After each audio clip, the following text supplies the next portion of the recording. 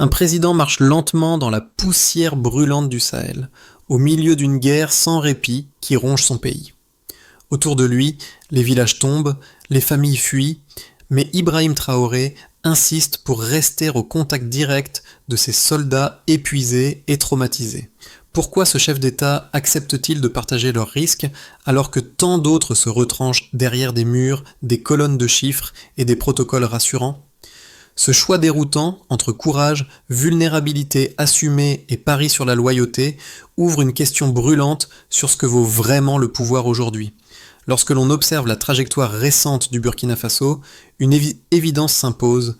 Chaque décision stratégique repose désormais sur une promesse centrale formulée par Ibrahim Traoré, restaurer la dignité de ceux qui portent l'effort de guerre. Cette promesse, simple en apparence, mais décisive pour un pays fracturé, devient un engagement structurant. Protéger les soldats, soutenir leurs familles, reconstruire le lien moral entre l'État et ceux qui risquent leur vie.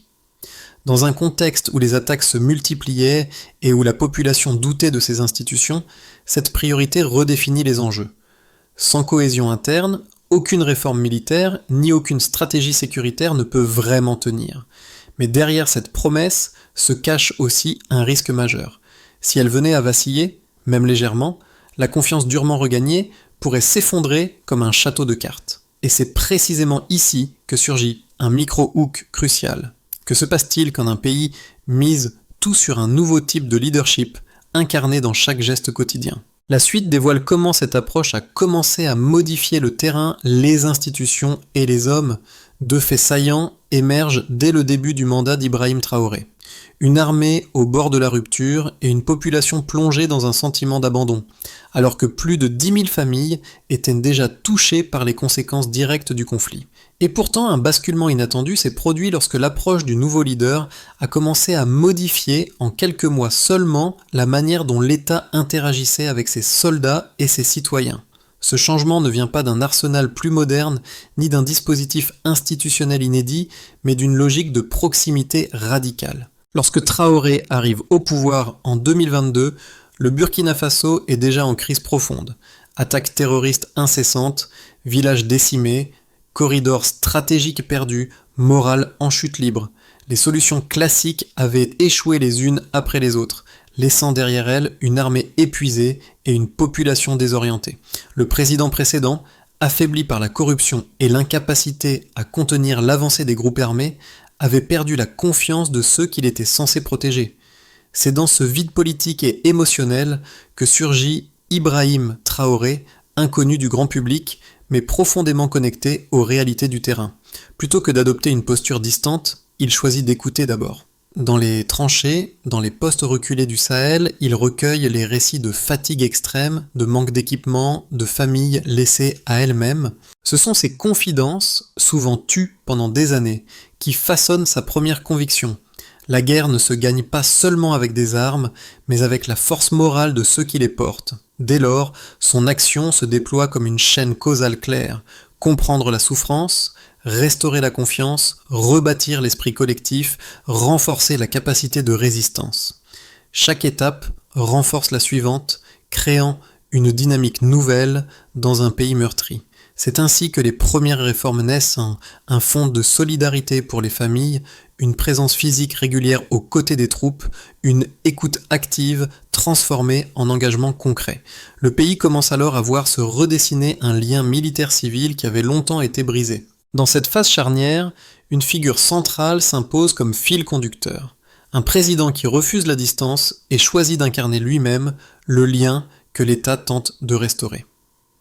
Ibrahim Traoré devient ainsi le personnage guide d'un pays en quête de repères, non pas par un récit héroïque, mais par des gestes répétés, concrets, visibles, qui résonnent profondément chez les soldats comme chez les civils. Lors d'une visite dans un camp militaire isolé, loin de Ouagadougou, plusieurs soldats racontent comment ils s'attendaient à une inspection froide et protocolaire. À la place, ils voient un chef d'État qui s'assied sur une caisse de munitions, écoute leurs plaintes et note lui-même les besoins urgents. Nourriture, soins, équipements de base, soutien aux familles. Ce moment anodin en apparence devient pour eux un signal clair. Quelqu'un enfin reconnaît leur humanité et leur fatigue accumulée. Un second cas, plus discret mais tout aussi révélateur, se déroule dans un centre de rééducation pour blessés de guerre. Là, Traoré prend le temps de s'entretenir avec un jeune soldat amputé d'une jambe. Loin de toute caméra, il lui parle de réinsertion, de formation professionnelle, de l'importance de ne pas se définir uniquement par la blessure.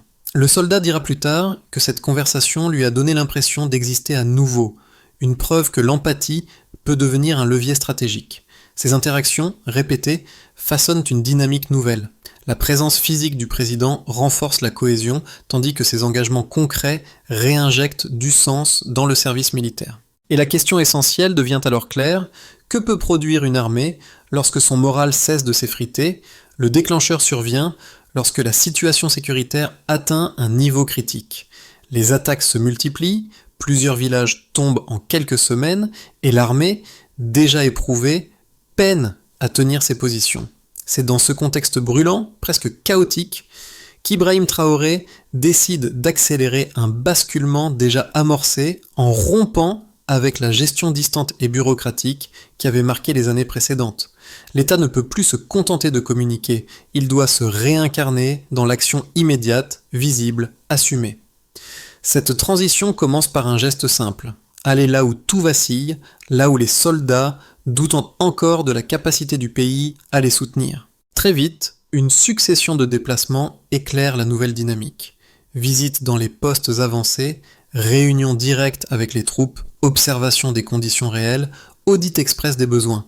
Chaque arrêt permet de mesurer le degré d'épuisement, mais aussi la persistance d'une loyauté encore intacte, prête à se renforcer si l'État prouve qu'il tient ses promesses. Traoré note les urgences, exige des comptes, fait remonter les priorités. Ce contact constant façonne un premier tournant. La hiérarchie militaire, habituée à des rapports espacés et formels, doit désormais suivre un tempo plus rapide, plus adapté à la pression du terrain. Le pic survient quand plusieurs fronts simultanés mettent en évidence la fragilité structurelle du pays. Des corridors stratégiques sont brièvement perdus, des groupes armés s'infiltrent dans des zones auparavant sécurisées, et la population commence à douter de la capacité de l'armée à reprendre l'initiative. C'est ici que l'approche de Traoré révèle son sens tactique. Plutôt que de disperser les efforts, il resserre ses priorités autour du moral et de la cohésion.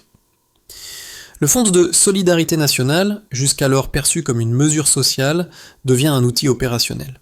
Les familles des soldats tombés sont soutenues, les blessés reçoivent une prise en charge réelle, les anciens combattants accèdent à des programmes de réinsertion qui réduisent les frustrations et les risques de démobilisation.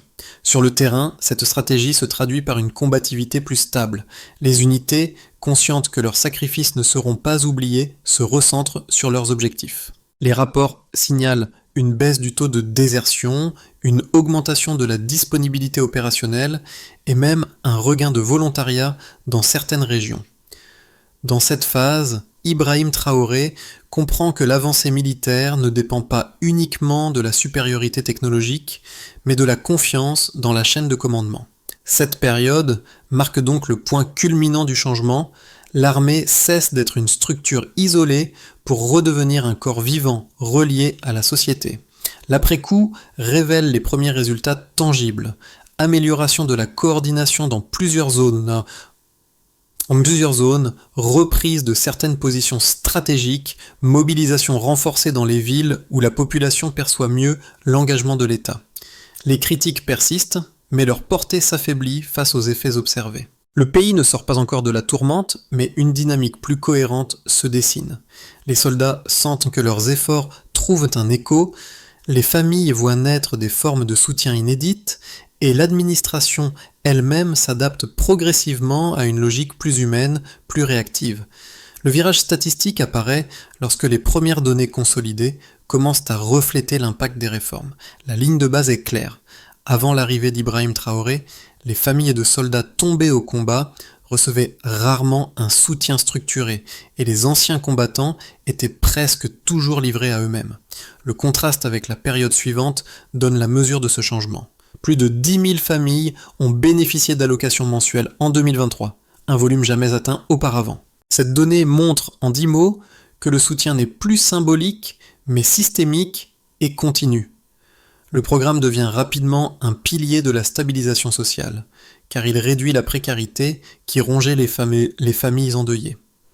Là où l'État n'apparaissait autrefois qu'en façade, il se matérialise désormais par une présence régulière et une aide prévisible. Les familles, souvent exposées à une double vulnérabilité, perte du soutien économique et traumatisme moral, voient leurs charges partiellement allégées. Ce geste écarte le risque d'un effondrement social dans certaines régions où les attaques avaient multiplié les veuves et orphelins en quelques années. Près de 5000 orphelins ont été scolarisés grâce au même dispositif, une mesure rare dans un pays où l'accès à l'éducation est brutalement limité dans les zones en conflit. Ce chiffre indique en 11 mots que la politique éducative d'urgence redevient un outil de reconstruction durable. En intégrant ces enfants dans le système scolaire, l'État pose les bases d'une cohésion future essentielle dans un pays où la jeunesse constitue un levier stratégique. Ibrahim Traoré ajuste ainsi une dimension souvent négligée. La guerre détruit des vies, mais elle fracture aussi l'avenir des générations suivantes. Cette politique d'éducation devient donc un investissement sur la résilience collective. Environ 1500 anciens combattants ont ouvert une activité professionnelle en 2024 après avoir bénéficié de formations et de subventions ciblées. Ce progrès signifie, en 12 mots, que la réinsertion économique des soldats démobilisés n'est plus un mirage institutionnel. L'effet des secondaires est considérable. Ces petites entreprises stabilisent les communautés locales, réduisent les tensions sociales et empêchent la marginalisation de ceux qui ont servi sur les lignes de front. Les anciens combattants, longtemps invisibles après leur service, redeviennent des acteurs économiques à part entière. Ce résultat transforme profondément la perception publique du rôle des militaires dans la société. À ces trois indicateurs s'ajoute un phénomène difficilement quantifiable mais essentiel: l'amélioration du moral des troupes. Une enquête menée en 2024 par une ONG spécialisée montre que la majorité des soldats perçoivent désormais l'État comme un partenaire et non comme une structure distante. Ce changement psychologique renforce la cohésion, stabilise les unités et améliore la conduite des opérations, même sans modernisation massive de l'équipement. Ces preuves chiffrées ne décrivent pas seulement des effets isolés, elles parlent d'une transformation structurelle. Ibrahim Traoré inscrit son action dans une logique où les chiffres deviennent des leviers moraux, où l'investissement humain crée un effet militaire et où la solidarité devient un vecteur stratégique. Deux visions s'affrontent lorsqu'on analyse l'approche d'Ibrahim Traoré. L'une met en avant la force de son modèle humain, l'autre souligne ses limites potentielles dans un contexte de guerre prolongée. Les deux méritent d'être prises au sérieux si l'on veut comprendre l'ampleur réelle de son projet. La première thèse affirme que son leadership centré sur la dignité crée les conditions d'une cohésion militaire inédite. En soutenant les familles, en visitant les soldats blessés, en parlant directement aux unités isolées, Traoré réactive un lien moral considéré comme perdu. Les partisans de cette vision rappellent que le moral n'est pas un supplément symbolique, il constitue souvent le facteur décisif dans la résistance des troupes. Pour eux, l'approche du président n'est pas seulement inspirante, elle renforce la capacité opérationnelle de l'armée en stabilisant les hommes qui la composent. La seconde thèse, plus sceptique, souligne que l'humanité ne suffit pas sur un champ de bataille où les groupes armés se modernisent rapidement. Ces critiques estiment que la priorité devrait aller aux équipements, à la technologie de surveillance, aux moyens de transport blindés et à l'armement de précision. Selon eux, une armée peut être unie, mais elle ne peut pas compenser indéfiniment son déficit matériel par la seule loyauté interne. Cette position prévient qu'un excès de confiance dans la solidarité pourrait masquer les faiblesses logistiques et tactiques du pays. Fondé sur les données observables, se situe entre les deux pôles, mais s'appuie clairement sur les résultats tangibles du modèle mis en place. Les chiffres évoqués précédemment révèlent que 10 000 familles soutenues, 5 000 orphelins scolarisés et 1 500 anciens combattants réinsérés n'ont pas seulement un impact social. Ils produisent des effets militaires mesurables: baisse de la désertion, hausse du recrutement, augmentation de la disponibilité opérationnelle. Ces tendances montrent que la stratégie de Traoré ne remplace pas la modernisation matérielle, mais crée d'abord les conditions humaines nécessaires pour qu'elle puisse être efficace. Ainsi, la solidité du modèle ne tient pas à un rejet de l'équipement, mais à l'idée que l'équipement n'a de sens que si les hommes qui le portent se sentent soutenus, reconnus et engagés. C'est cette articulation précise, humain d'abord, matériel ensuite, qui constitue le cœur du raisonnement. Comme on pourrait l'introduire, une fracture invisible se referme. Ce tournant apparaît lorsqu'un détail longtemps sous-estimé devient soudain central. La présence physique d'Ibrahim Traoré n'est plus un simple symbole, mais un outil stratégique qui modifie la dynamique interne de l'armée. Dans un poste avancé du Sahel, un officier raconte que la visite du président, brève mais directe, a réorganisé en quelques heures la chaîne de priorité, révélant des manques logistiques que les rapports écrits n'avaient jamais transmis avec autant de précision. Cette intervention déclenche un réalignement immédiat, distribution accélérée des rations, rotation des blessés, appui aux familles restées en arrière. À ce moment précis, un glissement s'opère. Le leadership ne se définit plus comme un rôle administratif, mais comme une proximité opérationnelle capable de débloquer des situations figées. La perspective change également pour les soldats. Ce n'est plus seulement l'État qui les observe, mais un chef qui marche avec eux, écoute, questionne, rectifie. Cette révélation de milieu de parcours ouvre une interrogation cruciale. Si une simple présence peut transformer la réactivité d'une institution, que produira l'accumulation de ces gestes répétés ? Les effets de la stratégie d'Ibrahim Traoré deviennent visibles lorsque l'on observe, séparément, 4 groupes dont les trajectoires avaient longtemps divergé. Les militaires, NN, les civils directement touchés par la guerre, DN, les anciens combattants, ND, et les communautés vulnérables situées dans les zones rurales ou frontalières, KV. Chacun reçoit l'impact des réformes selon ses propres besoins, mais l'ensemble dessine une transformation cohérente, comme on pourrait l'introduire, les soldats en service. Pour les unités engagées sur les fronts du Sahel, la première conséquence est la stabilisation du moral. Les visites répétées du président, les échanges directs et surtout la certitude que leurs familles sont protégées réduisent la fatigue psychologique accumulée depuis des années. Une meilleure cohésion interne se manifeste. Moins de désertion, plus de volontaires pour tenir les points sensibles, une coordination plus fluide entre les postes avancés. Les témoignages des troupes montrent que la confiance en la chaîne de commandement s'est renforcée, car Ibrahim Traoré transforme chaque plainte en directive concrète, ce qui rétablit un sentiment d'écoute active, comme on pourrait l'introduire les familles et civils affectés. Pour les veuves, les orphelins et les populations déplacées, l'impact est immédiat. Le Fonds de solidarité nationale, conçu comme une protection sociale d'urgence, devient un filet économique stable dans un contexte où les revenus sont souvent interrompus du jour au lendemain. Les familles des soldats tombés obtiennent une sécurité minimale, ce qui évite l'effondrement de foyers déjà fragilisés. Les civils voient également un signal clair, l'État, absent pendant des années, réapparaît sous une forme plus humaine et plus structurée. Cette présence protège une cohésion sociale essentielle dans les régions où les groupes armés tentent d'enrôler des jeunes privés de repères. Comme on pourrait l'introduire, les anciens combattants. Pour ceux qui ont quitté le front, les réformes agissent comme une seconde chance. Les programmes de réinsertion, formation professionnelle, subventions, accompagnement psychologique permettent de réorienter des trajectoires souvent brisées. L'ouverture de plus de 1000 petites activités économiques renforce les économies locales et transforme d'anciens soldats en acteurs productifs. Ce mouvement réduit les tensions sociales, mais surtout, il rompt un cycle historique, celui qui, auparavant, reléguait les anciens militaires dans une marginalité sans issue. Comme on pourrait l'introduire les communautés rurales et frontalières.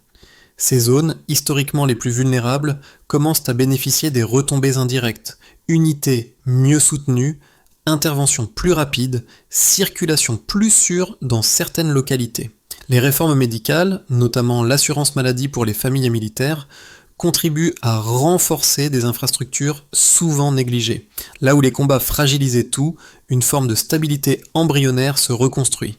À travers ces 4 groupes, un même fil apparaît. La politique de Traoré n'agit pas comme une réforme sectorielle, mais comme une architecture humaine qui relie des fragments épars de la société. Et cela pose une question centrale. Jusqu'où ce modèle peut-il transformer un pays meurtri lorsqu'il commence enfin à se percevoir comme un corps collectif.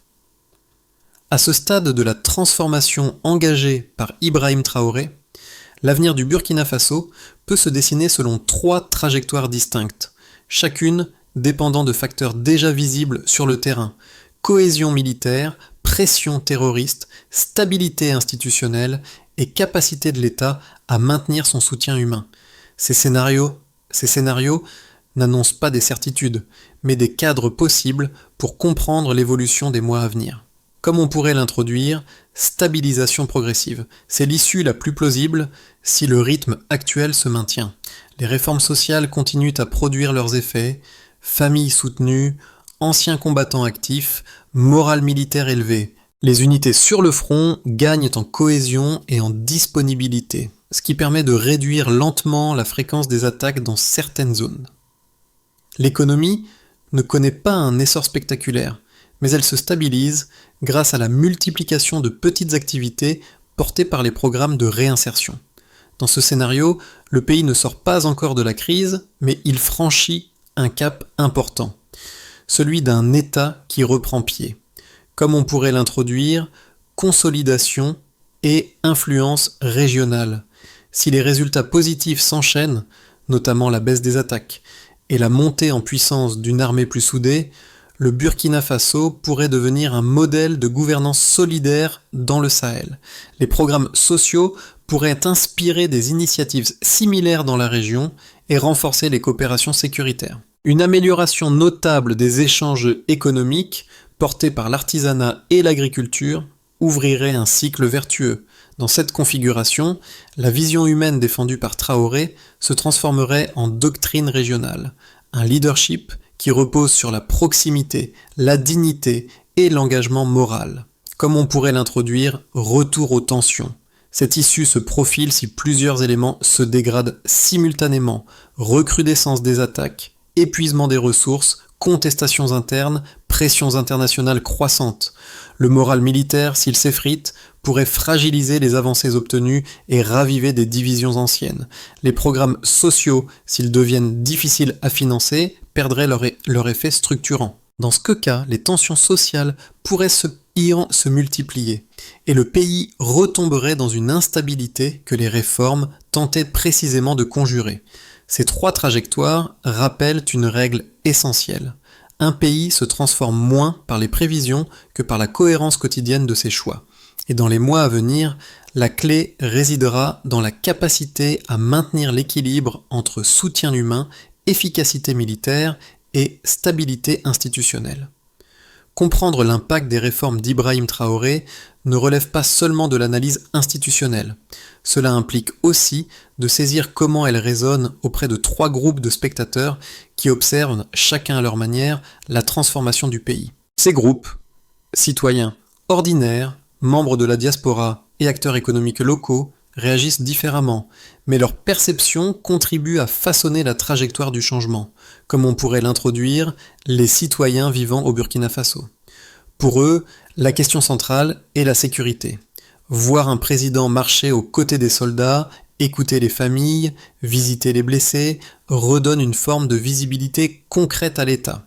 Beaucoup ressentent que cette proximité répare une fracture ancienne. Les initiatives en faveur des orphelins et des veuves confèrent une dimension de justice immédiate, souvent absente dans un pays marqué par des années de violence. Comme on pourrait l'introduire, la diaspora burkinabé. Dispersée entre l'Europe, l'Afrique de l'Ouest et l'Amérique du Nord, elle suit les événements avec intensité. Pour ce groupe, la figure de Traoré représente un espoir prudent.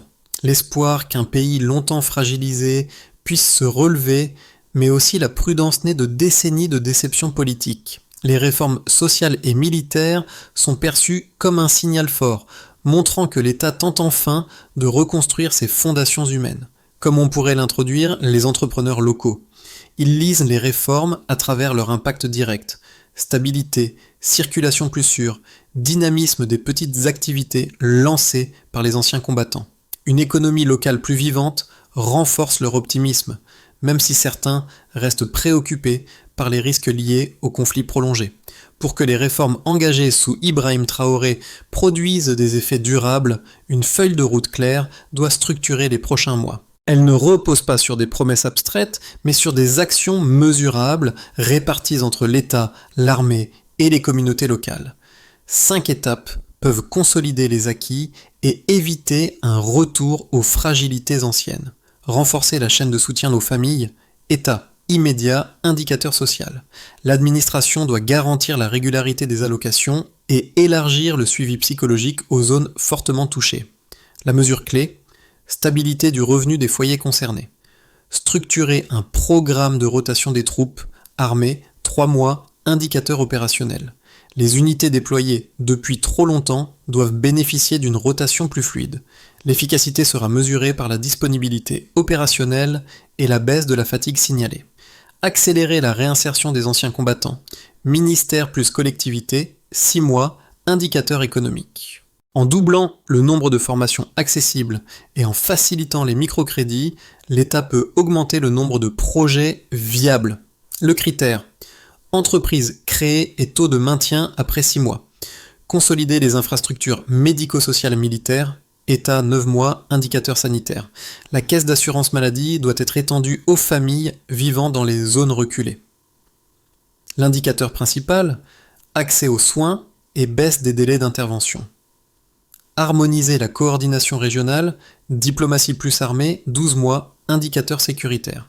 Des mécanismes de coopération plus réactifs avec les pays voisins permettraient d'anticiper les incursions terroristes. Le critère d'évaluation, fréquence des incidents transfrontaliers. Cette feuille de route, articulée autour de gestes concrets et mesurables, vise à transformer une dynamique fragile en structure durable. Comment cette cohérence peut-elle s'ancrer dans le temps long ? Dans les derniers mois, un fil discret relie l'ensemble des réformes. La présence humaine comme moteur de transformation. Le motif réapparaît clairement lorsque l'on se souvient de cette scène décrite plus tôt dans un centre de rééducation où un jeune soldat amputé retrouvait une forme de dignité face à l'écoute silencieuse d'Ibrahim Traoré. Ce moment, simple mais révélateur, sert ici de clé de lecture, car c'est précisément ce type de geste, s'asseoir, écouter, reconnaître, qui résume la logique profonde du leadership mis en place.